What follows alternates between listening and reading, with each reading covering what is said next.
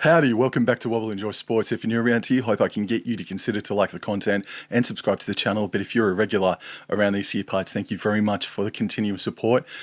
We're going to look at the St. George Illawarra Dragons fixture for 2025. And the first thing that I see about the Dragons fixture is they have 4 home games inside the first 6 weeks of the competition. One of those weeks is their bye. They need to get off to a hot start in 2025.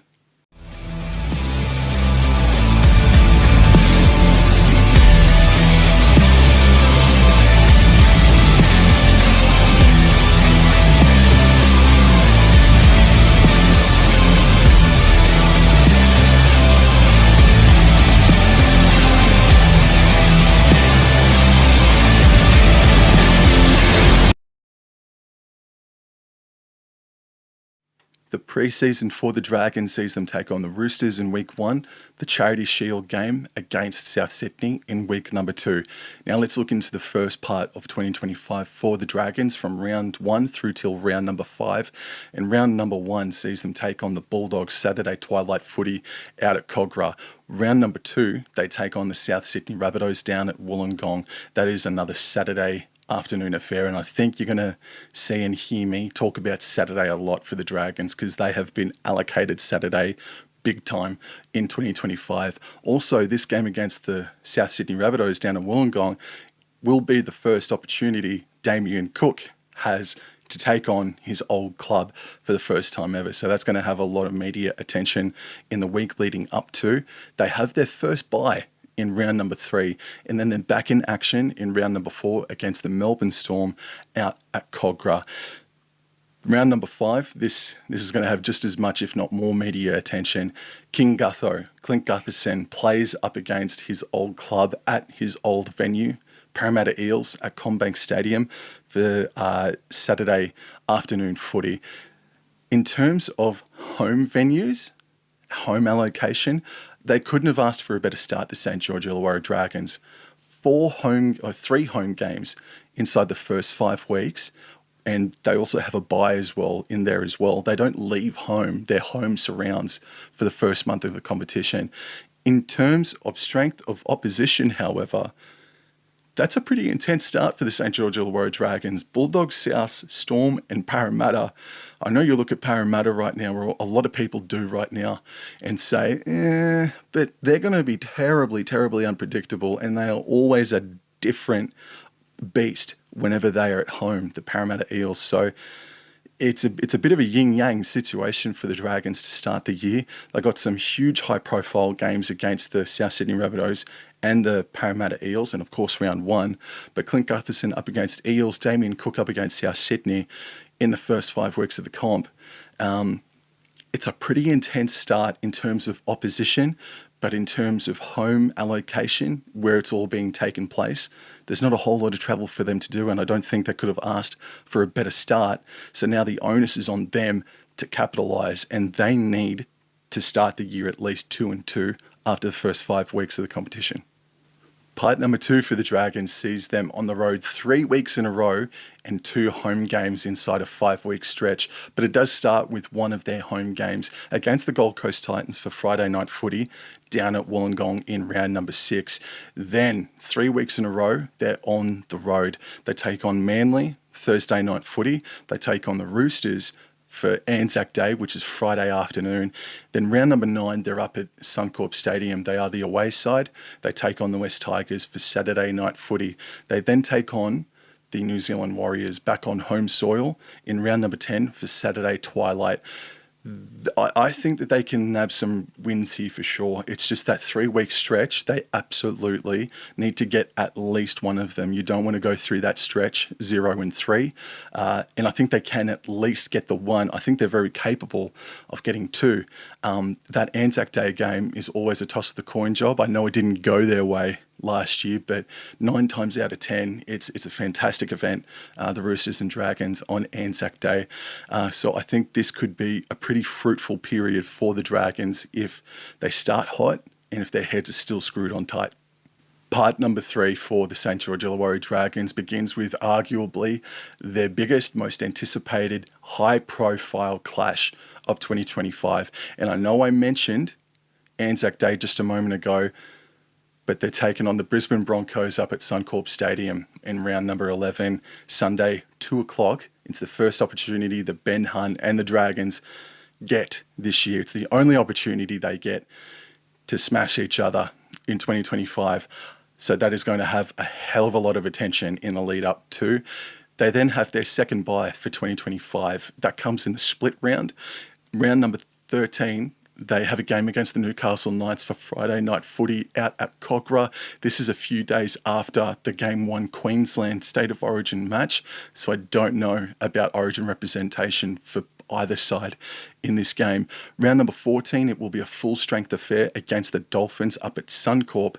And it's worth mentioning a couple of things here and now is that this will mark the third time in 6 weeks that the Dragons will have played up at Suncorp Stadium. So that is a lot of yo-yoing up and down the east coast of Australia. And then it's also the start of a back-to-back away period. So their first leg is against the Dolphins up at Suncorp for Friday night footy.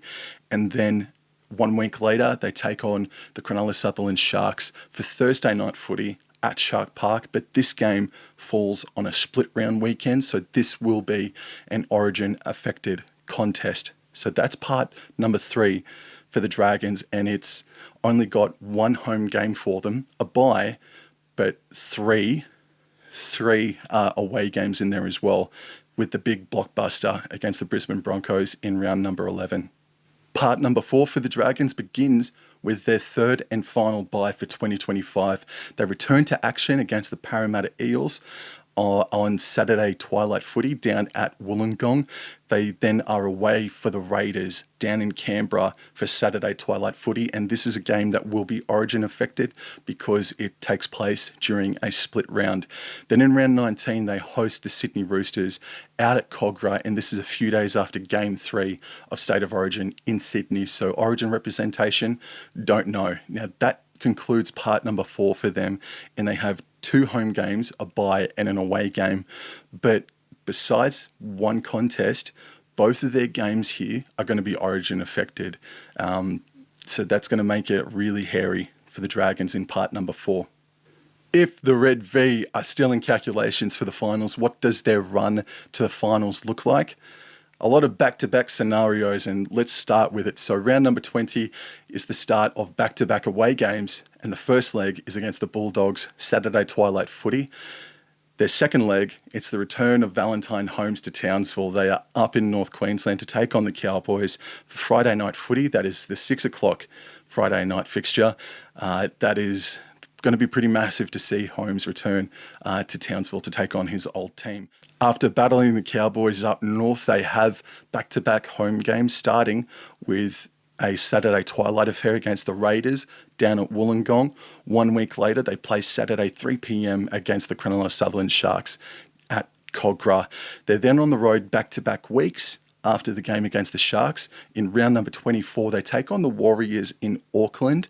And then 1 week later, on Thursday night footy, they take on South Sydney Rabbitohs out at Accor Stadium. So they take on the Warriors on Friday. I would imagine they leave first thing in the morning.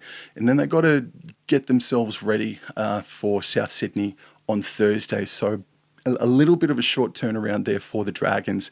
After their clash against South Sydney, there's only 2 more rounds remaining.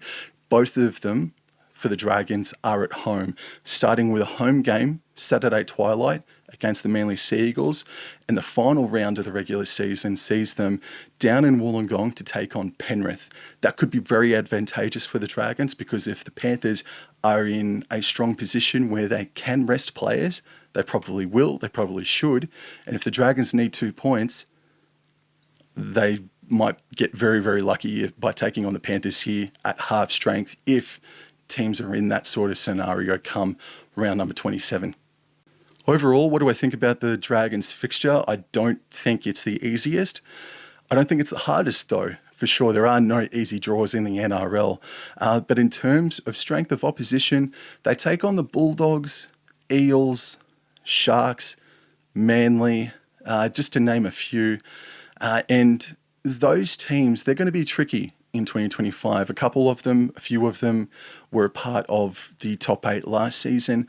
A few of these teams they take on twice this year are going to be unpredictable and very, very tricky. But at the very least, the Dragons don't need to take on Penrith twice. They don't need to take on the Storm and the Broncos twice. So that is a very nice luxury for the Dragons to have. I think the trickiest part of the season will come about halfway through May, all the way till July when Origin is about.